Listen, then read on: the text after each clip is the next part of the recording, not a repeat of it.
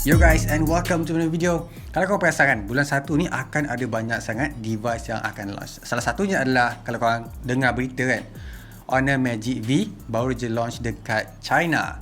So Malaysia belum lagi, global belum lagi. But aku dah pegang telefon tu dekat Malaysia ni.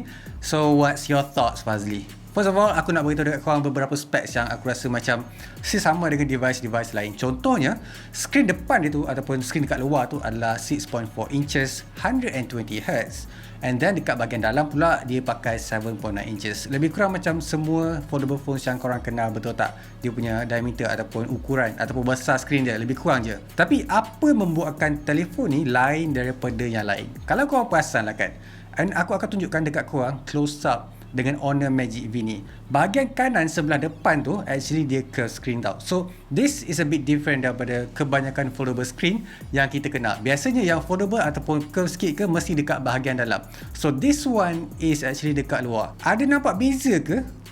Yes, kalau korang tengok betul-betul dekat. But kalau korang tengok daripada jauh and mungkin korang tak perasan pun, yang screen is actually a bit curvy dekat sebelah kanan. But disebabkan curvy tu, untuk guna hand belah kanan lagi selesa nak pakai. Sebab dia bukan curve bahagian atas je, dia curve bahagian bawah juga. So that is a bit convenient bagi aku.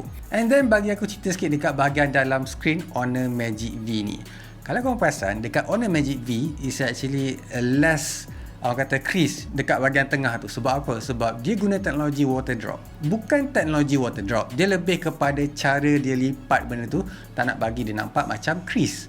So, is it less obvious daripada Samsung Galaxy Fold contohnya, ataupun Samsung Galaxy Flip? Yes, actually it does seems a bit different. Sebab kau boleh nampak tak ada gangguan sangat. And bila kau lari dekat bahagian tengah screen tu, actually feels a lot less curvy ataupun sharp biasanya yang ada dekat Samsung Galaxy Fold. So that's a good thing dekat sini. Other than that, mesti korang tertanya-tanya juga kan, untuk 7.9 inches tu kenapa tak ada 120Hz? My theory is Honor still baru tau dalam foldable screen. So dia tak nak lah tunjuk semua benda hebat dekat dia punya Samsung dia punya Honor Magic V first ataupun first gen ni. So that one, my theory is dia akan preserve teknologi baru ataupun new features letak dekat gen tu. Tu aku punya teori lah. Aku rasa korang akan tanya juga benda ni. Screen dia tu actually glass ataupun yang sebelum ni ataupun yang first gen untuk foldable phone kan. Actually katanya, mengikut aku punya research lah kan, dia punya foldable screen tu adalah glass, bukan polymer, bukan teknologi plastik yang biasa kita kenal dekat screen yang boleh lipat. So that's a good thing. But apa yang kau perlu tahu juga, dia actually ada layer of plastik. So dekat situ dia untuk protect dia punya screen, tapi dia tak bagi peel off untuk screen protector tu. So aku tak faham kenapa, tapi tak nak ambil risiko, tak nak bagi screen tu rosak. And then aku rasa a few things yang korang perlu tahu juga. Teknologi hinge yang dia letak dekat sini is a bit different daripada apa yang aku kenal dekat any other foldable phone. Sebab hinge kali ni ataupun teknologi hinge tu, actually kalau tengok dekat dia punya website, hampir sama macam Samsung Galaxy Fold. But bila aku guna sendiri, it's totally different story. Kalau korang kenal yang ada dekat Samsung Galaxy Fold yang first generation tu, it's like lembik kan bila buka kan. Ada a few certain ni, dia akan lembik. Betul? So yang this one is a bit springy tau.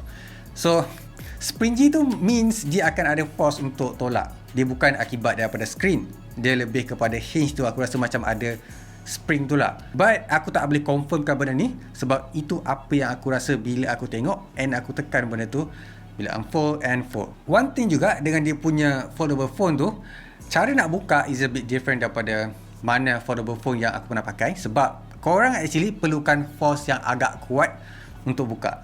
Sebab dia macam magnet tau. Bila korang tutup, dia bunyi pop. Bila korang buka, dia akan bunyi juga. And ada efek bunyi benda tu. It's quite hard. Korang tak boleh guna satu tangan. Aku like beberapa kali korang boleh tengok dekat sini, aku tunjuk dekat dalam video, nak buka tu is actually a bit susah tau. And it's quite funny sebab benda tu sepatutnya menyenangkan, but it's kind of menyusahkan at the same time. Tapi aku rasa dia just tak nak bagi ada benda masuk dekat dalam screen. Satu benda lagi yang aku nak cerita, dia punya hinge actually tak ada gap.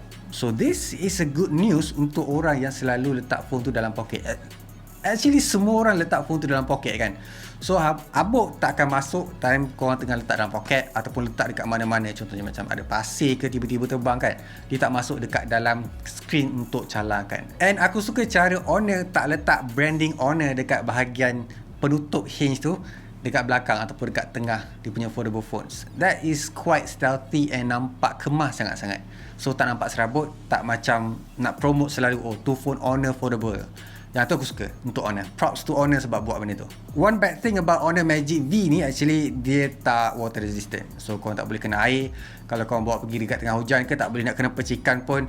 So korang kena hati-hati kalau beli. But this one does not officially masuk dekat dalam Malaysia, even dekat global. So tak pasti lagi Honor Malaysia akan bawa masuk ataupun tak. Alright, dan cakap pasal dia punya teknologi foldable phones, sekarang mesti kau nak tahu pasal dia punya specs. This is the first untuk foldable phones letak Snapdragon 8 Gen 1. So this is the first kalau kau nak tahu. And masuk dekat dalam brand nama Honor tau, bukan brand lain So dia akan support GMS in future. Bagusnya dekat sini dia standardizekan untuk 12GB RAM. So dia tak letak RAM sampai 8 apa ke. So tak ada. So that's a good thing untuk kita sebagai pengguna.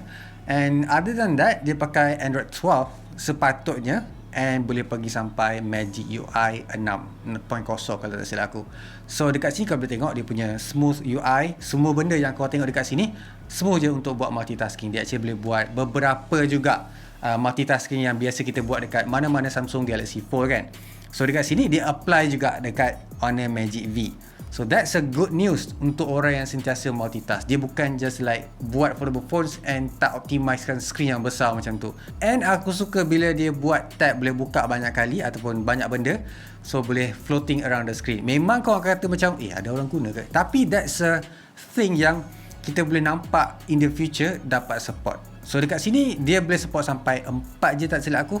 Time aku tengah guna tu, so far apps yang aku kenal memang optimize untuk guna. Contohnya macam Instagram ke, korang boleh tengok dekat sini. And then dekat TikTok, boleh download TikTok and tengok sendiri dia punya video. Tak ada masalah macam apps tu mengecil. So tak menyusahkan sangat, tak sakit mata boleh tengok. Nak guna advance bila pakai foldable phone tu ataupun foldable screen yang ada dekat Honor Magic V ni. So kita akan cakap pasal dia punya kamera pula. Honor Magic V ni dia actually packs 3 50 megapixel, satu spectrum, enhanced spectrum, satu lagi wide, satu lagi adalah ultra wide. Ultra wide tu actually support untuk macro camera. Please take note pixel, please. Kau ada wide angle tapi kau tak letak macro, aku tak faham kenapa. And then untuk spectrum tu kita akan test lagi. But untuk kamera macam biasa dia support 4K recording and 8K recording kalau kau nak. And then apa yang baru dekat sini adalah dia punya IMAX certification untuk rakam video.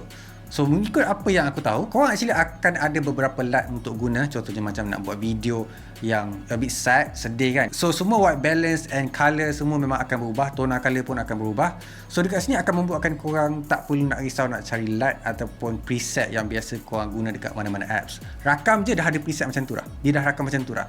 Kalau macam aku cakap nak rakam scene yang a bit scary ataupun sedih, dia akan macam biru-biru je. Macam tu. Yang bagusnya dekat sini, kebanyakan phones yang aku biasa tengok untuk foldable phones tak fokus satu pun dekat kamera depan tau.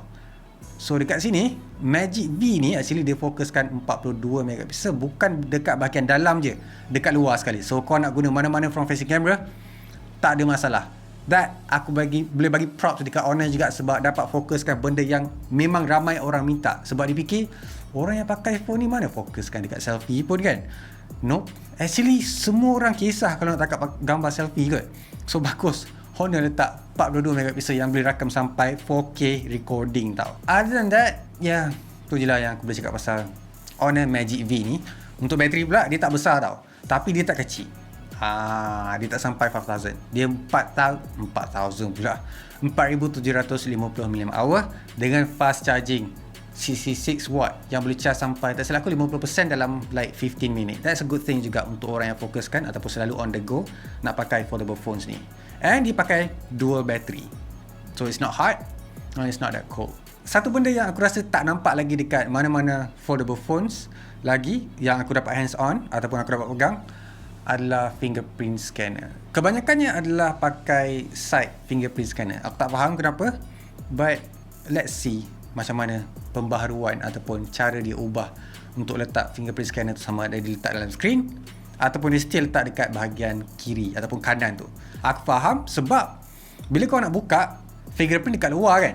So, kena buka dekat depan dulu baru boleh buka dekat belakang. That makes sense juga dekat sini. So, maybe tu sebab dia letak side fingerprint scanner dekat Honor Magic V. Stereo speaker je biasa kalau korang suka, and then USB Type-C dekat dia punya untuk charging port. Alright, aku rasa tu je lah so far apa yang aku boleh cerita pasal Honor Magic V ni dekat korang yang belum lagi official dekat mana-mana selain daripada China. And aku suka satu benda je lah, dia tak rasa tebal sangat bila buat flat screen kan, bila buka benda tu. And dia punya hinge kat bawah tu actually, ataupun dia punya bahagian tengah tu tak besar and nampak minimalis and lagi nipis daripada kebanyakan phone yang aku pakai. Satu masalah dekat semua foldable phones yang aku pakai adalah dia punya size ataupun ketebalan itu is a bit thick. So tak berapa nak friendly sangat guna untuk letak dalam poket. Tu je lah. Macam biasa guys, leave a like, subscribe. So keep smiling and I'll see you guys on my next video. Bye.